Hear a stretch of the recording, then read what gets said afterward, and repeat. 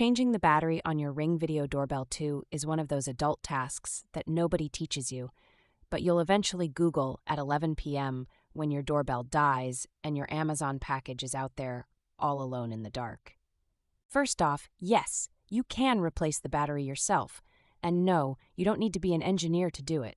All you really need is a charged battery, a screwdriver, and 5 minutes of not being afraid you'll break something expensive.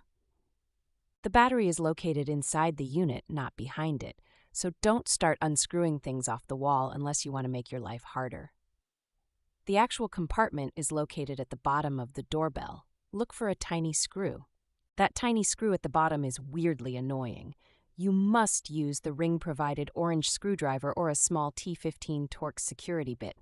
If you lost the tool, good luck scavenging in your junk drawer like a gremlin at 2 a.m. Once the screw is out, push up firmly on the faceplate, not forward. That's a common mistake. People yank it like it's a car door and end up cracking something. Just grip, push up about half an inch, and the plate slides right off.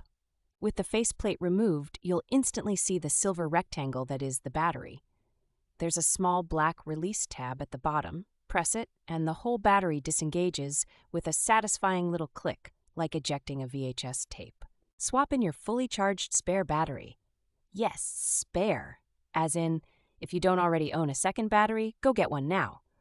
Life is too short to wait 4 to 5 hours for charging while your doorbell basically becomes a wall ornament. Slide the new battery in until it clicks, then reverse the order. Put the faceplate back by aligning the grooves and sliding it down, not just pushing it like it's a puzzle piece from IKEA. Screw it in place. Done. Pain point. People forget to check battery level in advance. Download the Ring app, go to Device Health, and see the battery percentage.